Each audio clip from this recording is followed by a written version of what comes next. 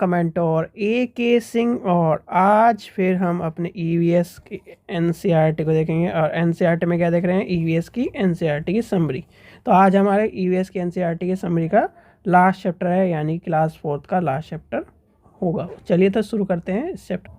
तो चलिए शुरू करते हैं आज का, यानी कि आज हमारा देखना है कक्षा 4 का लास्ट चैप्टर देखना है। और कल यानी कि आज ही आपका क्या है 5वीं कक्षा का भी नेक्स्ट चैप्टर शुरू हो जाएगा। आपको पता ही है हम एक दिन में 2 चैप्टर कर रहे हैं, क्योंकि आपको ये इसलिए कराए जा रहे हैं जिससे कि आप प्रीवियस ईयर के पेपर के साथ साथ इनको मिलाते चलें और इनको क्या है जोड़ते चले, और आपको ये पता चले कि समरी किस तरह से कहीं ना कहीं आपके एग्ज़ाम में जुड़ती जा रही है। और आप कहते हैं ना, कड़ी से कड़ी जुड़ती जा रही है, तो कड़ी से कड़ी जुड़ती जा रही है, तो कड़ी से कड़ी जुड़ने के कारण ही आपको एग्ज़ाम में कड़ियाँ जुड़ती हुई दिखाई देंगी। तो चलिए, हमने आज का चैप्टर देखना है, यानी कि पार्ट नंबर 27। और 27 क्या है? कोशिका हुई, यानी कि कोशिश हुई कामयाब। और जो कोशिकाएं हैं अब आपकी क्या है थोड़ी सी नरम हो गई हो, क्योंकि आपको पता है कि सर्दियों में हमारी कोशिकाएं जो है अकड़नी सी लगती हैं, और इसी कारण से हमें क्या है ठंडी लगने लगती है और रजाई में घुसे रहते हैं हम, और कहीं ना कहीं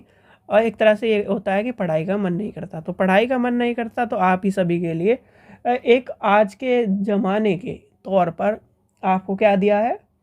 फ़ोन दिया है, टैबलेट दिया है और कंप्यूटर दिया है, और एक तरह का लैपटॉप दिया है कि रजाई के अंदर वो कंप्यूटर को और लैपटॉप को, चाहे आपका फ़ोन हो, उसे रखिए, उसे पढ़िए, किताब को मिसयूज़ मत करिए। चलिए तो आज का चैप्टर देखते हैं। इसमें क्या बताया गया है? इसमें बताया है यानी विकलांग व्यक्ति के अधिकारों के बारे में बताया गया है, जो अधिनियम है 2016। यानी कि आपको मैंने एक चीज़ बताई थी कि रैंप वाली बात, जब आपको क्या बताया था, जब CDP के पढ़ रहे थे तो मैंने बताया था कि रैंप वाली बात बताई थी। और रैंप वाली बात यानी कि आपने देखा होगा स्कूल्स, गवर्नमेंट, अब क्या है स्कूल्स गवर्नमेंट, तो ये सब चीज़ें मैंने आपको बताई थी कि स्कूल गवर्नमेंट हो गए, हॉस्पिटल्स हो गए, उसमें रैंप आ गया है। क्यों? क्योंकि ये कानूनी अधिकार बन गया है अब विकलांग व्यक्तियों के लिए, कि जो पहले इनके साथ जाती होती थी कि एक तरह से ये मान के चला जाता था कि क्या नाम सब जगह सीढ़ियाँ हैं, अब ये जा नहीं सकते।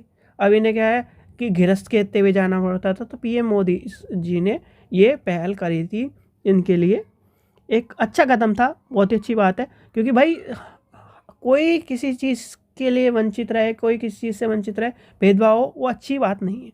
6 से 14 वर्ष पढ़ा होगा कि 6 से 14 वर्ष की आयु में निःशुल्क एजुकेशन की बात सुनी होगी, ठीक है।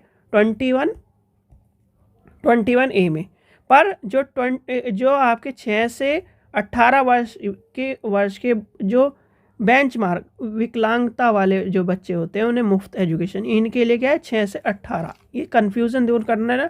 बहुत से बच्चे क्या करते हैं 6 से 14 लगा देते हैं, क्योंकि 6 से 14 उनका दिमाग रहता है 21 से ए वाली कहानी, और 21 से ए वाली कहानी यहाँ कहीं ना कहीं फिट नहीं होती। इसमें है 6 से 14 वर्ष की जगह 6 से 18 वर्ष। बेंचमार्क व्यक्ति जो होते हैं जो एक तरह से विकलांग व्यक्तियों के लिए सरकार की सहायता प्राप्त करने के लिए उच्च शिक्षा संस्थानों में 5% सीट क्या है रिजर्वेशन रखी गई है। क्यों? क्योंकि इनको क्या है जो एक तरह से भेदभाव की नज़र से देखा जाता है। जैसे आपने क्या करते हो, आपने 2 कहानी सुनी होगी, खासकर कहीं ना कहीं आजकल जो ट्रेंड चल रहा है गवर्नमेंट जॉब में, अगर लड़का है या लड़की है, ठीक है, गर्ल्स का तो कम है, पर अगर गर्ल्स भी चाहे ले लो बॉयज़ भी ले लो, कहने की तो बात एक ही है, चाहे गर्ल्स ले लो आप चाहे बॉयज़ ले लो, बॉयज़ के साथ ज़्यादातर होता है। गर्ल्स में ये होता है अगर लड़की क्या है सांवली है, लड़का सांवला है, लड़की काली है, लड़का काला है, और वो गवर्नमेंट जॉब में है, तो उसे काला नहीं कहते, उसे कहते हैं चॉकलेटी बॉय, चॉकलेटी गर्ल। ये आपने कहानी सुनी है। तो इसी तरह से वही है कि इनके साथ भेदभाव ना हो कहीं ना कहीं, इसलिए इनको कहीं ना कहीं आरक्षण देना जरूरी भी है। चलिए आगे चलते हैं और देखते हैं क्या दिखाया गया।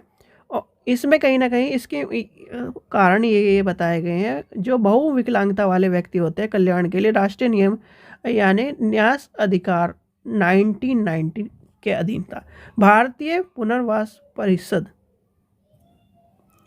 अधिनियम 1992 के तहत हुआ गया है। तो इसमें सबसे ज़्यादा इम्पोर्टेंट ये क्वेश्चन है जो आपको सॉरी एक मिनट, आपको ये क्वेश्चन जो है, ये वाला क्वेश्चन पूछा जा सकता है। और पूछे जाने का कारण यही है कि भेदभाव, यानी कि भेदभाव वाली जो कंडीशन है वो कहीं ना कहीं समाप्त करने के लिए इस क्वेश्चन को रखा जाता है सीटेट में। और सीटेट का मतलब यही है कि हमें क्या करना है, एक भेदभाव मुक्त वातावरण को कहीं ना कहीं कक्षा में लाना है। ठीक है बच्चों, चलिए आशा करता हूँ आपको वीडियो पसंद आई। वीडियो पसंद आए तो लाइक करें, चैनल को सब्सक्राइब करें, वीडियो को ज़्यादा से शेयर करें। Thank you.